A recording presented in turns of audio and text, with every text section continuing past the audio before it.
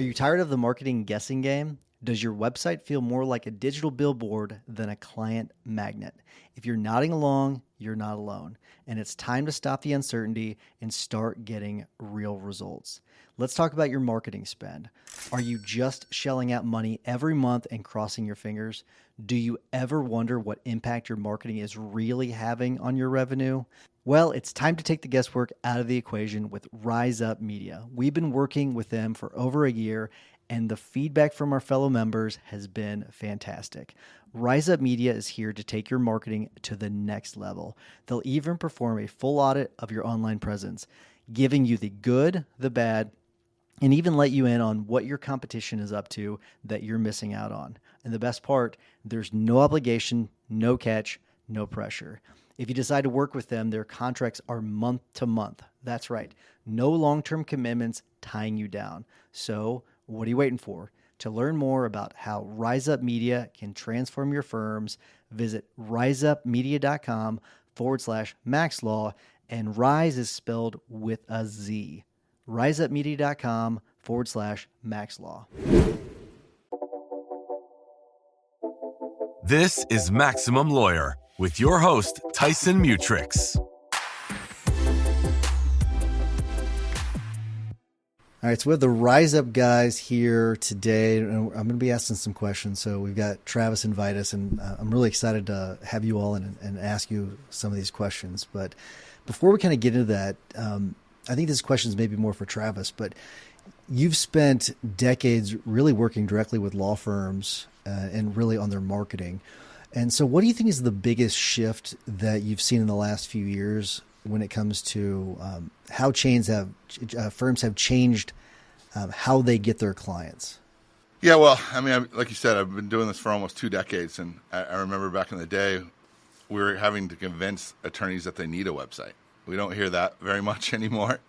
But I really think it's just, after COVID, people were realizing that they needed to jump on the internet. They needed to expand their footprint and really get more visibility. And so we've seen more acceptance of that over the last 5 years or so, to where, even folks that, the personal injury attorneys were always first to market and all that good stuff and accepting of marketing.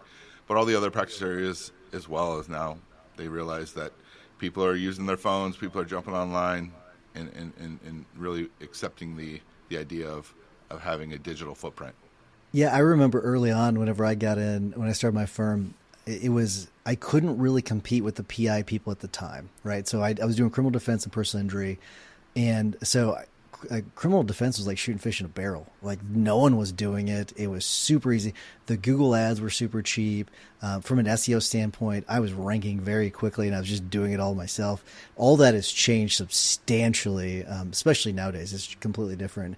I do wonder because I think you all have a massive advantage because you all stay up to speed on things. When it comes to like the LLMs and how the search is changing and all that, I guess, where do you all see that head? I mean, that seems like it's kind of like a Wild West right now.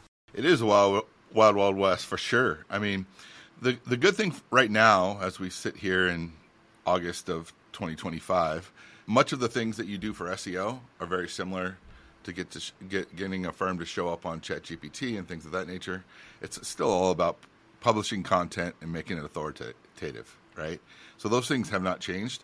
But if I were, just like I run this business, my what I tell people is stay diversified, right? Like the same thing that your stock guy or your investment guy would tell you is you don't put all your eggs in one basket, right? I mean, we've seen this over the last 3-4 years where LSAs came into the picture. Is if your budget allows, and as you grow, don't keep all your eggs in one basket. Having SEO and PPC and LSAs and social, having all those revenue streams up and going is what's going to help you survive as time keeps going. And then as ChatGPT, it's pulling market share, it's pulling traffic away from Google. You definitely want to make sure that you're investing in that or being able to, as things get more clear of how that works. Certainly there's going to be, I can't imagine there's not going to be ads on a lot of these LLMs. That's coming. I can't imagine that's not going to be the case. So that would be my big. If you can afford to do so, make sure you're diversified, not have everything in one bucket. It's got to be kind of an exciting time for you all though, because it's changing so much, and so your all's company is going to have to adapt. You're probably already adapting substantially to the new reality. And I mean, is this part of this kind of exciting for you all? Because it's not like you're just going to be doing SEO. You're like, there's going to be so much more to it. No, it's definitely an exciting time. There's going to be some big winners for sure, and we want our clients to be there, 100%. Like there's no question about it. Like we're excited as a company and investing a lot of time and resources to figure all this stuff out so we can take our client. I mean, we have close to 600 clients. If they win, we win. As I think we've said on this podcast before, everything we do is month to month. So, we have to earn our paycheck every single month. So it's a lot of people are scared of what's coming with AI, and I understand all those things.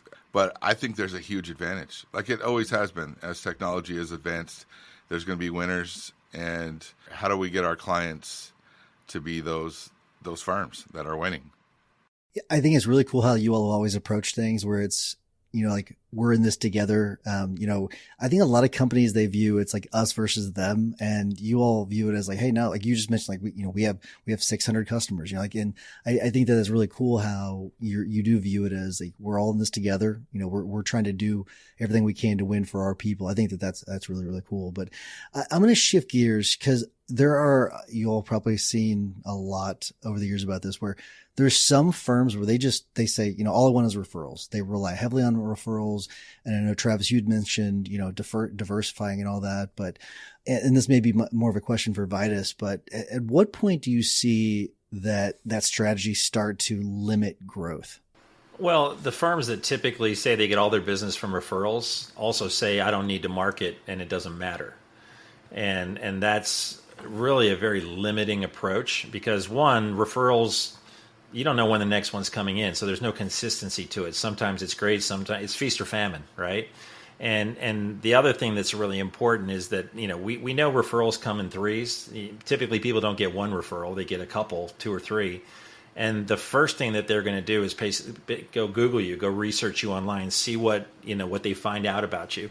And numerous conversations are always about, would you tell somebody, if they're considering hiring you, to go to your website to validate who you are? In other words, are you proud enough of your website? Does it say all the right things to represent you as the first impression? And a lot of times they're like, oh, no, we don't want that going on. Well, then you're just literally shooting yourself in the foot there, because most people's first impression of you as a lawyer or a law firm is going to be your website, because they're going to go Google you and see what they find. And how do you grow, with firms that are growth minded, right? Which I would assume many of your your listeners are. It's like, how do you go scale your business 25% next year just off referrals, or 50% or 100%? Like, you have no control over that. And so you better have a line in the water with some type of marketing that you can scale if truly you want to grow. I mean, if they have enough business and they're not trying to grow, then sure, work off referrals. That's fine. But I know our business. Listen, we have 10 sales reps that work with us that all have been in this business for 10, 15 plus years. Like, we don't hire folks that don't have tons of experience, and we still need to market, right? We spend the same type of money, and we spend hundreds of thousands of dollars a month on marketing just to keep this thing rolling. And on top of that, actually, and this is mostly sort of in the PI specific market, right? Where, I get all my business from referrals. Well, typically they're paying a referral fee or a percentage, right? And it seems to be happening more often than not now, where they're like, I am really tired of doing all the work and then having to cut a check to somebody just because they gave me a lead. Steve, my colleague at Rise Up, who goes to all the Max Law events, his whole point is like, what'd you pay on referral fees last year? That should be your marketing budget, because that's what you're paying for marketing. You're just writing them a check versus, marketing for yourself as a firm. Yeah. I think there's another problem that a lot of people, I don't think they think about, is that you see a lot of firms that have plateaued over the years. And a lot of those firms are the ones that They don't really focus on marketing. They say they get their cases from referrals, and they do start to plateau. And the problem with the plateau is it's really hard to get out of that plateau if you let it go too long, because you start to see, okay, everything's stagnant. They start to hire more and more people, so their profit margins get slimmer and slimmer. So then they have less money to spend on marketing. And by the time they hit that backslide, they don't have money for the marketing. And now they're having to slash everything. So it's a really big problem if you let the plateau go too far. And that's where I think that approach, although it can be effective to some extent, there's a point where you're going to plateau because you're not focusing on marketing, and it's really going to hurt you. And so you make a really good point though about when it comes to the just spending money on the marketing, continuing to market and all that too. But I think it's the backside of things that people don't think about too much. It's digging your well before you're thirsty, right?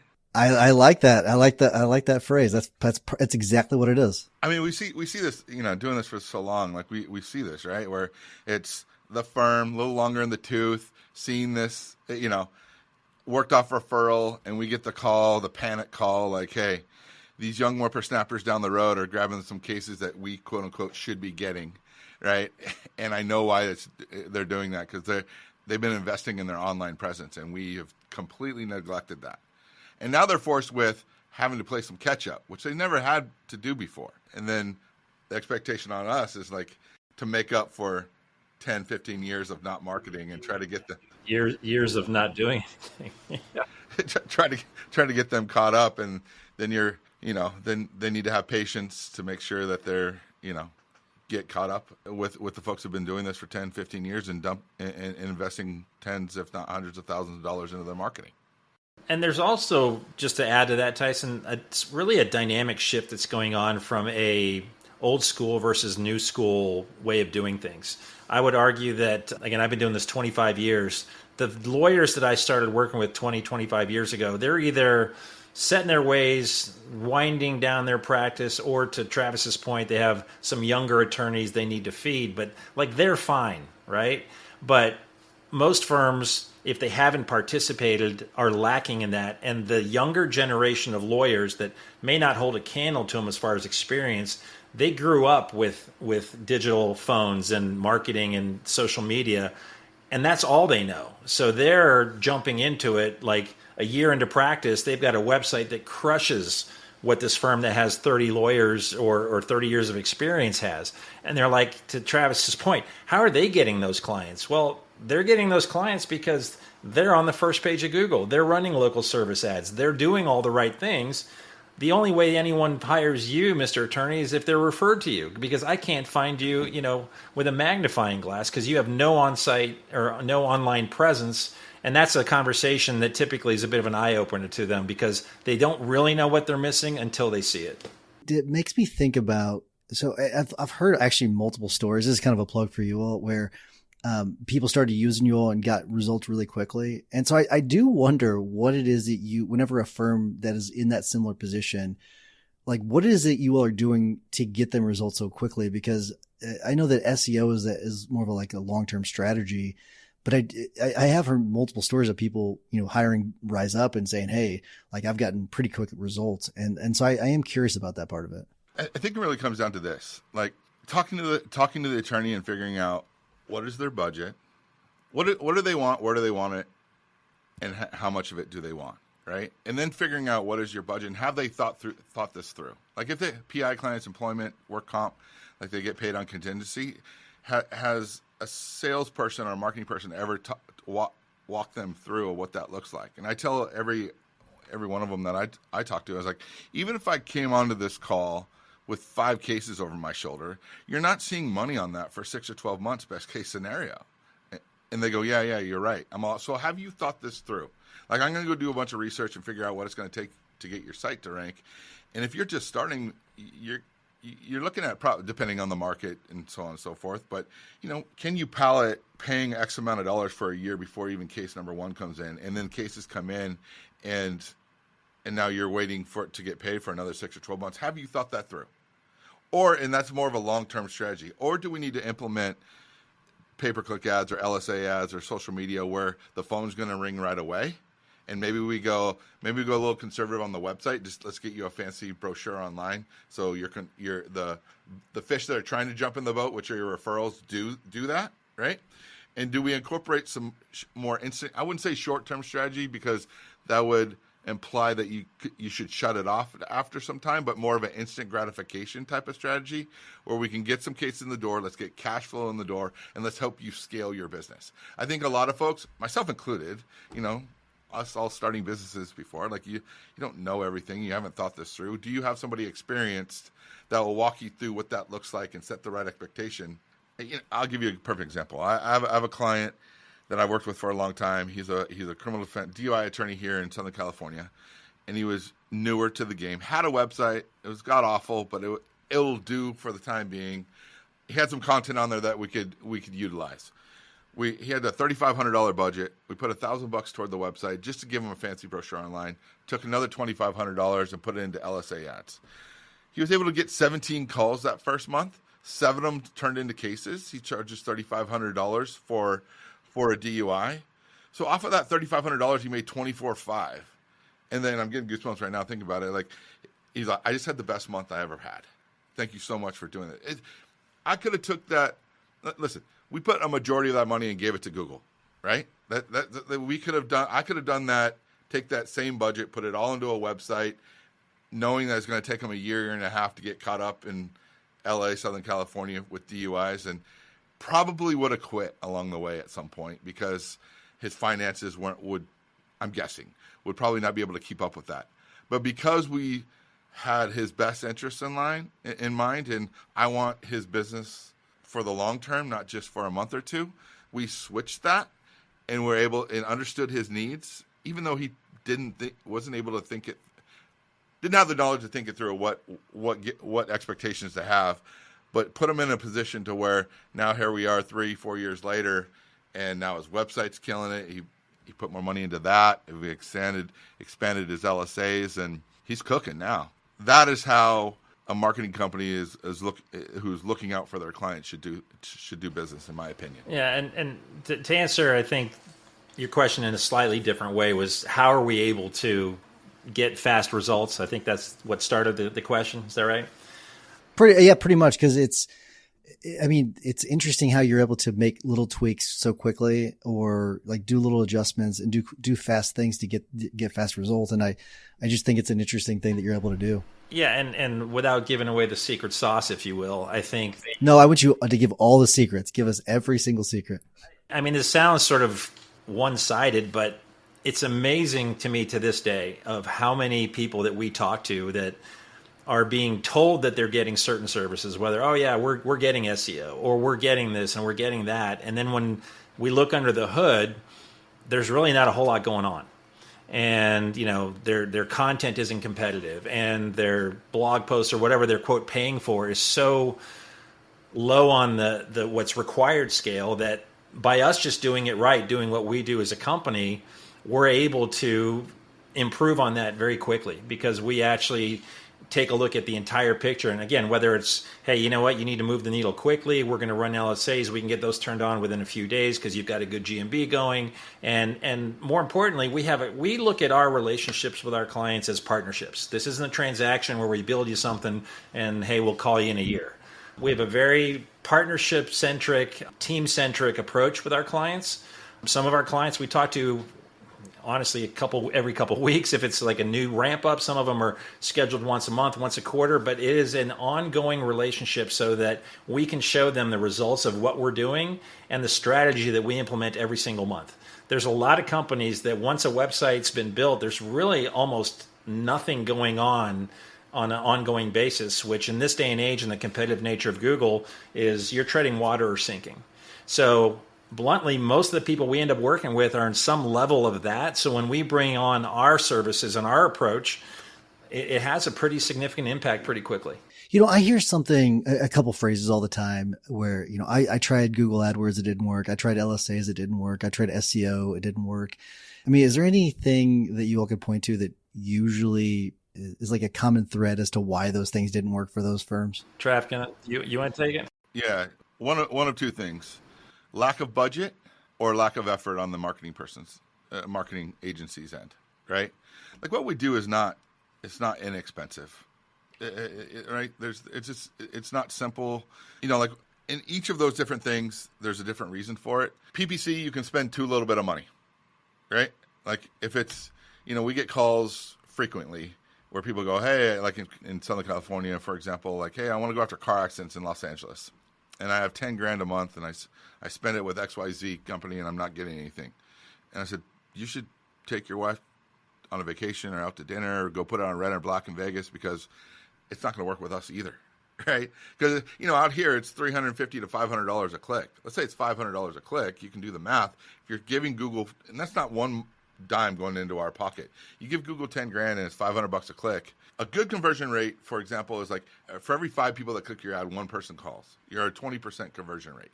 Google will tell you 10%. I would tell you that's not what we shoot for, but let's say 20%. So if you're only getting X amount of clicks, you're not turning over enough cards to find the ace. Like in a silly example, like if you had a deck of cards and you're looking for aces, like there's 4 aces in the deck, right? And if you're only turning over 3 or 4 cards, you're only buying 3 or 4 cards off the top of the deck and crossing your fingers hoping you found an ace. I don't like those odds. If I were a betting man, which I am, I'm not taking those odds. So having a big enough budget to at least go through, how the firms that are doing well do it is they buy 30, 40, 50 cards off the deck and they're flipping them over and now they get all the aces and they're able to scale that business. Does that make sense? LSA is a little bit different. The only way that really doesn't work is if the phone doesn't ring, right? If your phone doesn't ring, you don't spend any money. So there's some safety rails in there, right? Type of thing. And then the big thing is answering the phone. We work with almost 600 firms, I would say on average across the board. If you put them all in a big bucket, like firms typically answer their phone 65, 70% of the time. And there's like 30% that they miss. That's a big deal. That's a big deal. Typically most firms, like one call can pay for their marketing, right? If I'm generalizing. So like making sure you're answering the phone, making sure there's multiple ways to communicate with your office, right? Phone calls, emails, texts, like especially the younger generation. Like I have a younger brother that works with me. Like if I call him, he probably is not going to answer the phone. But if I text him, he like texts me right back. And I'm like, dude, like I don't want to talk on the phone. There's just that big. That's a generational thing, no question. Like the younger generation doesn't talk. They want immediate texting, messaging, but I don't have time to talk to you. So I agree. Well, how do you all educate your customers then? Because you've probably run into situations where you've done all this work where you're generating the leads and then they've got these massive holes in their boat where they're not capturing those leads in some way and not following up.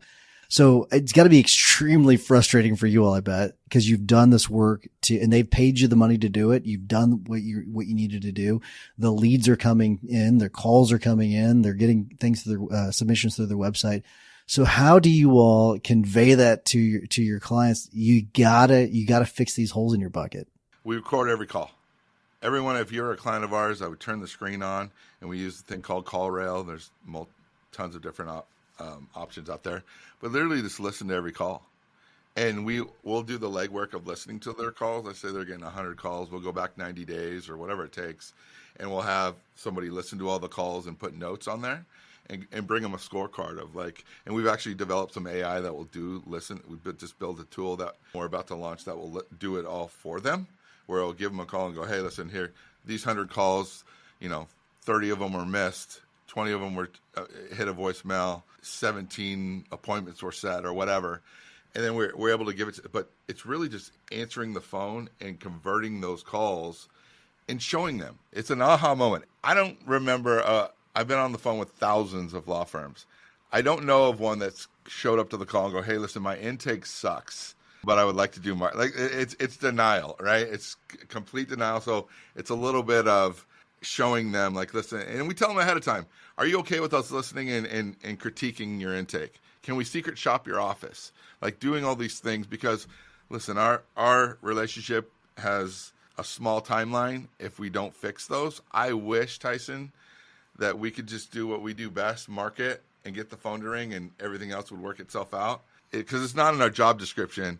So we've had to make relationships with answering services, with chat services and things of that nature and roll up our sleeves and get involved with these guys to help them, because 85%, 80 some odd percent of our clients are solo practitioners, up to about 2 or 3 attorneys.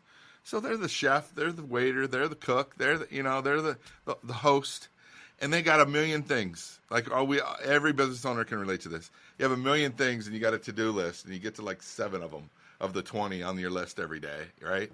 And so it's up to us to fill the gap and bring to the table, like, here's what's going on. There's been some tough conversations over the years that we've had to have, where people, have their mother-in-law answering the phone, and they've had to delegate her to a different task because they don't realize that how rude that person is answering the phone.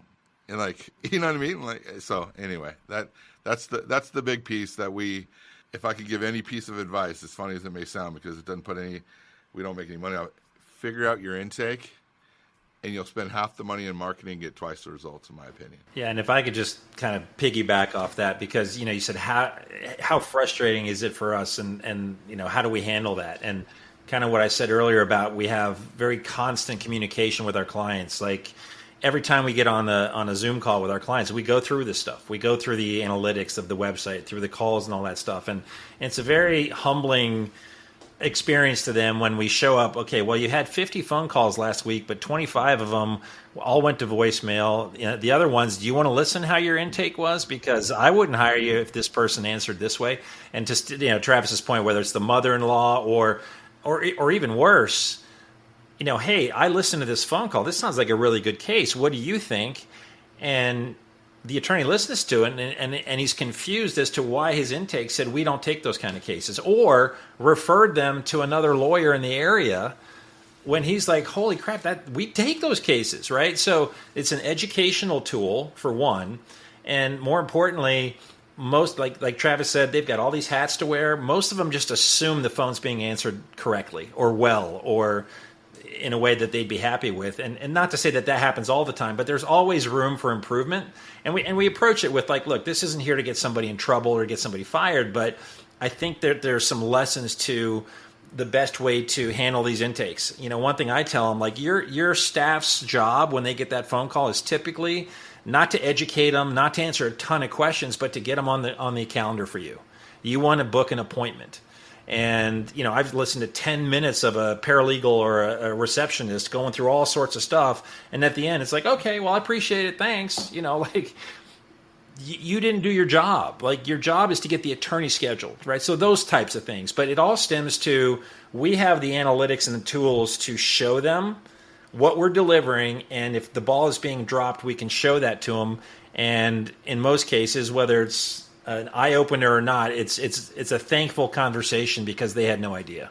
So I know this story from I know some back channeling, so I'm not going to mention the firms, but there's a guy I know who got like an $18 million verdict a few years ago. And afterwards he did this big social media post about how all of the bigger firms in town had rejected it, and, the reasons why, yada, yada, yada. And one of those big firms, they went in and looked in all their intake records, and they found that client, and they saw that they had rejected that case. It was a whopper of a case. It was just one of those ones that wasn't like a cookie cutter case. And so it got rejected. And so they revamped everything and how they handled their intake because of that case. And that's one of those things you don't want to find out whenever someone else gets an $18 million verdict, that your intake. You had it first. Yes. That's one of those ones that would be sickening. But so there's other situations too where there might be other holes in the bucket where, let's say that they're generating the traffic, but they're not getting the phone calls or the website submissions. So, which would probably indicate like there's some sort of a conversion issue on the website. So is there maybe, one or two tips that you all might be able to give people when it comes to how to increase conversion from the website? Yeah, it kind of stems to just what I said. Conversion is basically closing, getting an appointment scheduled, not giving away free advice, right? A lot of attorneys, family law specific, like, I just got a quick question for you. They're shopping for input, but they don't want to pay anything for it, that sort of thing. So, conversion comes to, some attorneys say, hey, my first 15 minutes is free. After that, you're going to pay to meet with me or for me to give you advice. But It's closing the deal. It's getting people to set an appointment. There's always the tire kickers. There's always the people that don't have enough money. I mean, that's just the nature of it's like fishing. You're not always going to catch a marlin. You got to throw back a bunch of stuff before you get the good stuff. But I think that there's a lack of trying to close the deal by the receptionist, the paralegal, or whoever's calling, because it's typically not the lawyer that's on the phone with the person that's calling. I mean, sure, sometimes there's a rollover to a cell phone or that sort of thing, but he's usually got staff to handle that sort of thing. And again, at that point, it's like you've got a fish on the line. You've got someone calling about something that you do.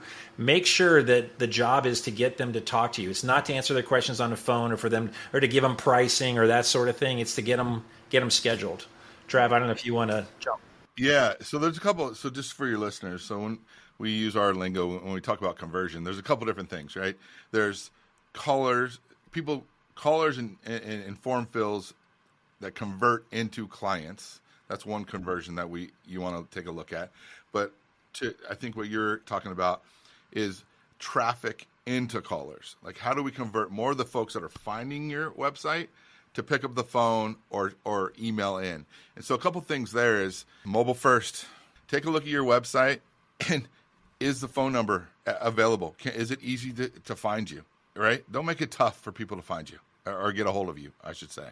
And if they want to chat, make sure that's available. So look at your website. Is the phone? I can't tell you how many times. A couple of different things.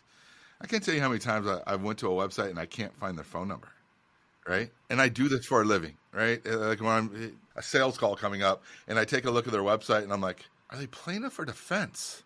Like, and if I'm having that trouble and I'm selfishly trying to figure out what you do, you think a consumer is going to take that time? They're going to scan it, and you better appeal to them, or your biggest competition is the back button, right? And so make sure your website is set up to convert well. There's times where I've looked at websites and I look at it on the phone, I'm like, you can't even read it. You know, how do you? So make sure you're optimizing your website and all of your marketing thinking mobile first, and do a little secret shop on your own office. Is it easy? Is it easy to get a hold of you? Can you find the phone number? Right? Can you email very, very effectively? And are you getting back to those phone calls and emails quickly? Because that's another thing. If you're opening the door to text messaging and emails, there's stats out there that you can look up. The golden hour is a 5-minute window, you know, and then and converting that drops off dramatically as every minute past that. So if you can afford to do so, either you or delegate that to somebody, that if somebody emails in, that you get back to them lightning quickly. That's who's going to win.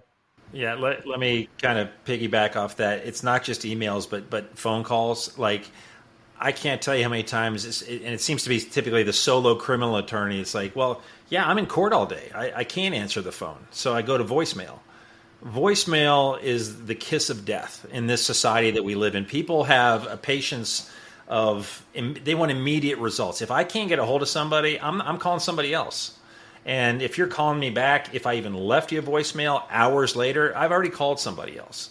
So again, what we recommend, a lot of our firms we can see how many calls they got missed or how many went to voicemail. Like, if you can't answer the phone, find somebody that can. If you are closed on the weekends, have some intake, some chat features on your website, some way that if someone is engaging with you, that they can reach you. But voicemails are that's just a black hole. No one, by the time you call them back, they've already hired somebody else most of the time. So have somebody answer the phone if you can't. Because we hear this a lot. Well, if they really want to hire me, they'll leave a message. I'm like, what are we talking about? Like, and where that comes from, I joke about it, but I understand where it comes from, is that when they work off referrals, typically, it would. Like, if I was referred to you, Tyson, if I said, hey, call Tyson, he's the greatest at what he does, whatever, I would call and leave a message. Because my alternative would be jump online and talk to a perfect stranger, right? So I'm going to leave a message. But what we're talking about is folks who don't know you. And I know there's going to be tough egos. A few lawyers have some egos out there. I don't know if you've met. They don't know who you are, right? These folks do not know who you are. They don't know the verdicts and settlements or all the awards you've won. They don't know that. They event in their life happened, car crash, divorce, committed a crime, allegedly, whatever, or need a estate plan done, and they don't know attorneys. I didn't know any attorneys. My dad was a doctor. We didn't know any attorneys. He had one golfing buddy that was an attorney. I didn't know anybody, and I didn't realize how specialized people are, right? It's the reason why, attorneys will say, I do PI, and I go, yeah. Even your friends and family don't really know what you do. Oh, yeah, they do. Oh, really? Why do they call you when they get a DUI? Or why do they call you, right? Over, Thanksgiving dinner, folks who do transactional work, they ask you how are some of your cases going? You know what I mean? Like, they don't know, they don't put it together. So make sure that they're able to contact you, make clear statement of what you do, all those kinds of good things. My family does finally know what I do. So the questions I get are, hey, are there any interesting cases that you're working on? That's usually the question I get now is that one. But, yeah, over the years, it took me a little bit of time to kind of educate them on, no, I don't do that, but they will call me for recommendations for other people. So that's fine.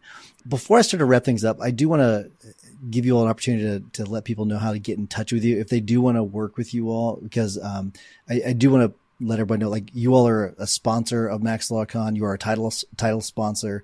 You all have been a great partner. You are amazing. I hear great things about you all the time. So part of me, I want to thank you all because you all have been great partners over the years. And, I want to keep that going forward because you all have been really great. And we're very, when it comes to who we work with and who we're not, we're very selective. And so having a good partner is really, really important to us. So thank you for that. But I do want to, if people want to reach out to you, what's the best way of them reaching out to you if they want to work with Rise Up?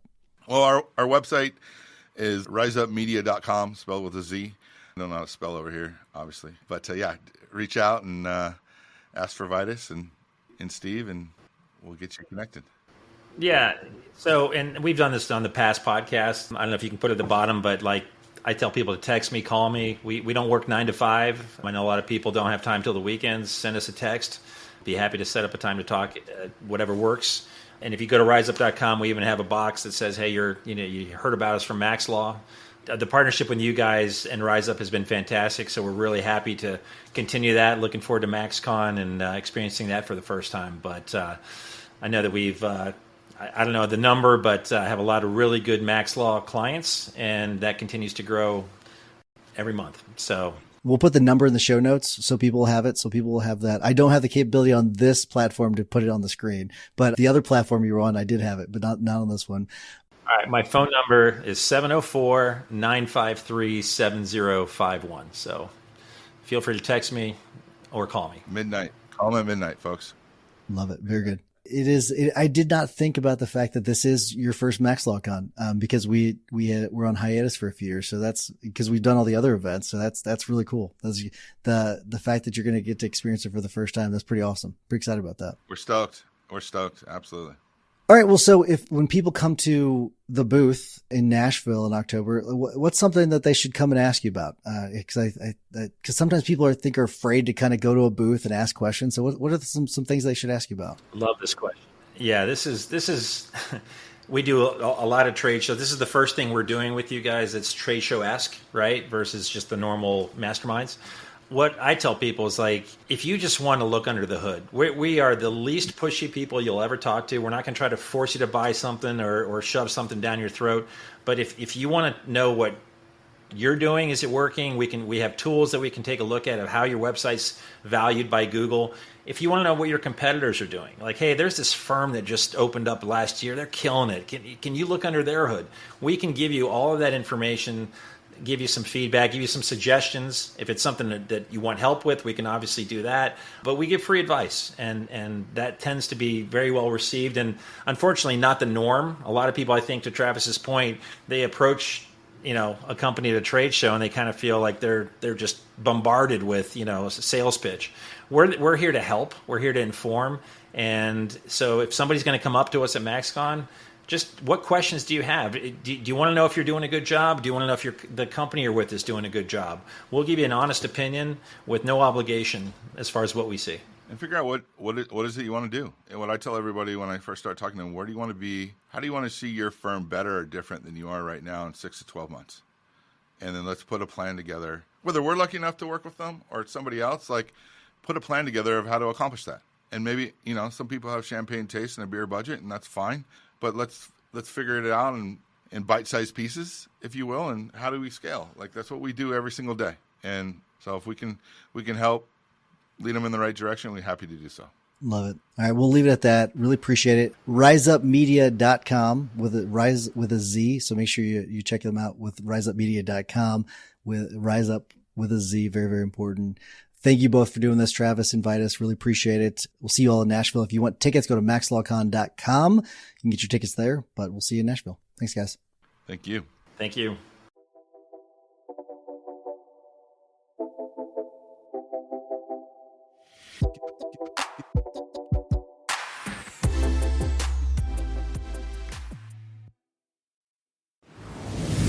Hey, I've got a question for you. When was the last time you drove over to another law firm near you, sat down over lunch, and traded every business tip you've got? Talked about what's working, what's not, and what to do next. No? See, that's what MaxLawCon is for. It's real conversations with law firm owners who are actually doing this, building, leading, scaling, and willing to share what's working right now. You could keep doing it alone, but let's be honest, it's slower, harder, and way more expensive than getting in the room and shortcutting the learning curve. As of this recording, we've got 20 seats left to this year's event. Skip the guesswork, go to maxlawcon.com and grab your ticket before they're gone.